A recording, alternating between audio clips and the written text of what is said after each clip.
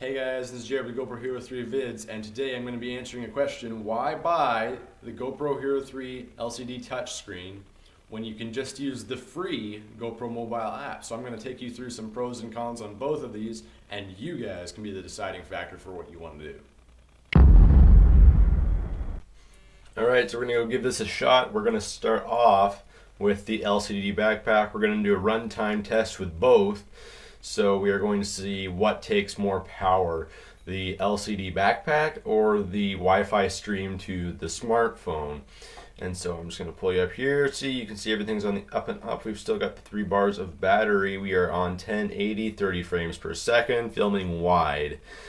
We're just going to slap the backpack on, and as you can see, that'll activate any minute now. Yeah, there we go.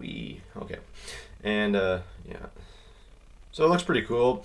I do like the touch backpack just because, touch screen is kind of sweet, but so is my smartphone. So yeah, we're gonna do a quick runtime test. Yeah, that's what it is.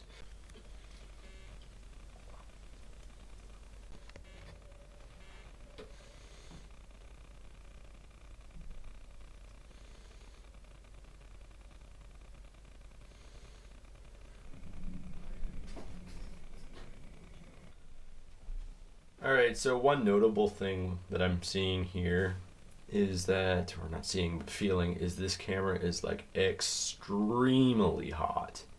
Like it's like touching a burner almost. It's just, I'm surprised the overheat light hasn't come on.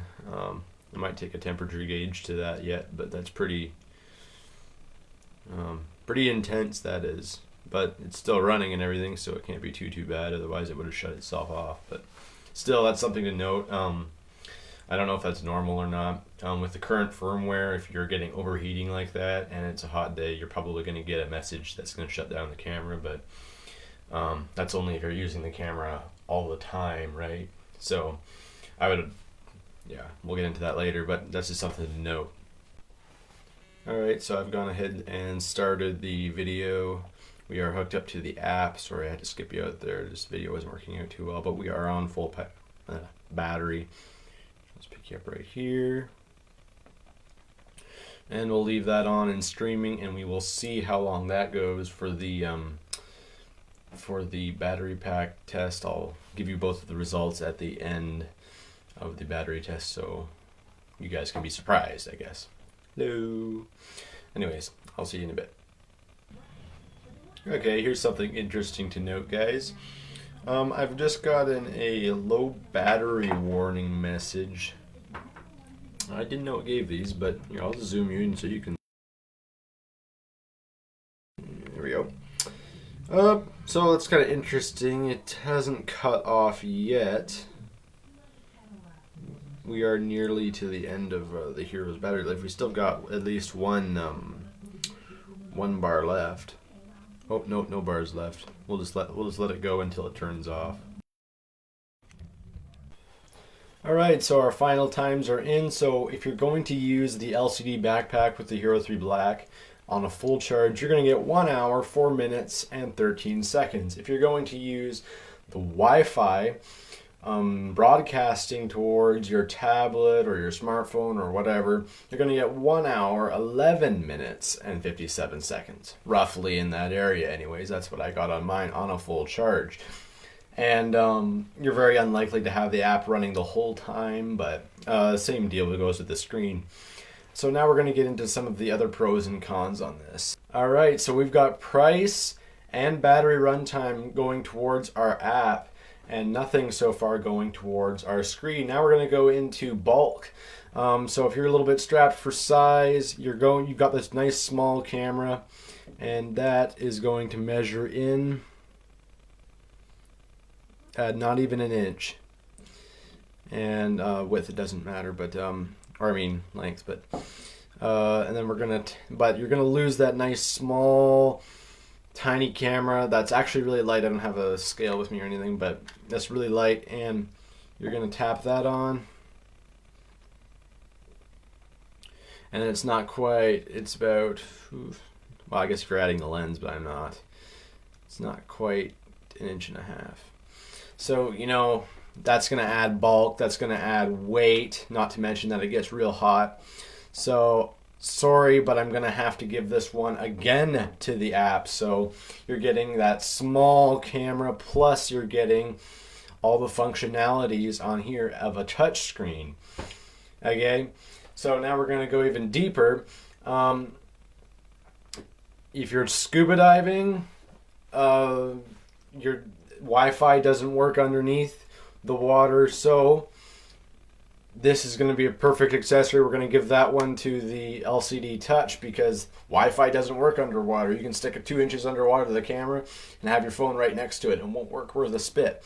But they do have it, the LCD backpack comes with a door, so you can use it above water. You can't use the any touch screens down below water, but you can at least view what you're taking underwater, unlike where you wouldn't be able to do that with the app.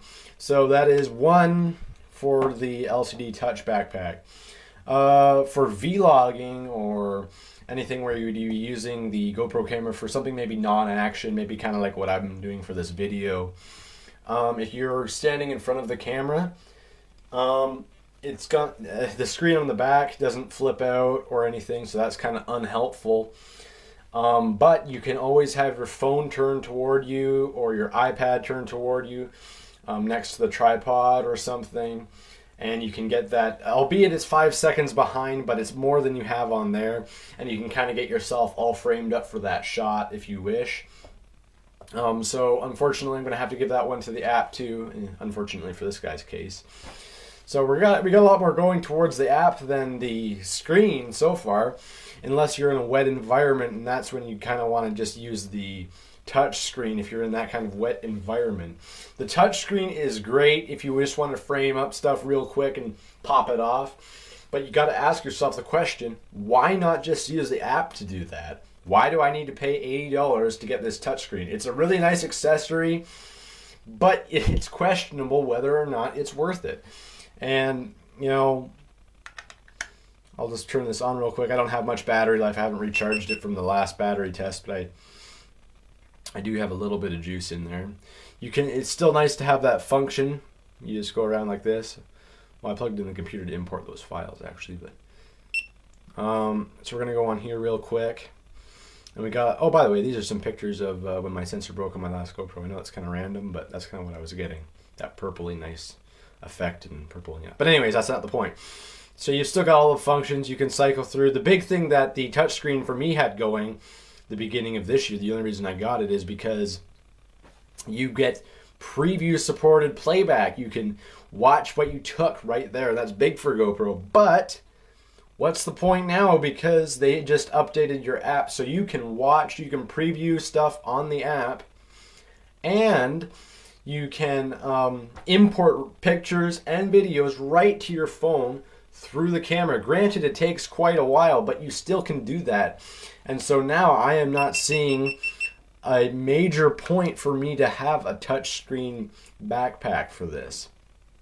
Anyway, guys, in this comparison, I'm going to have to give it all towards the app unless you're using it, or unless you're using a screen, or you want a screen for water or wet environments, or other really extreme environments.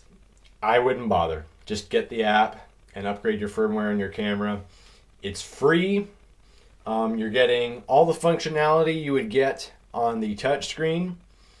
You're not getting the added bulk to your camera. You're getting better runtime. Even if you're streaming Wi-Fi the whole time, you can turn it off if you just want to frame up a shot. But that's if you're streaming Wi-Fi the whole time. You're getting 1 hour and 11 minutes roughly on 1080, 30 frames per second.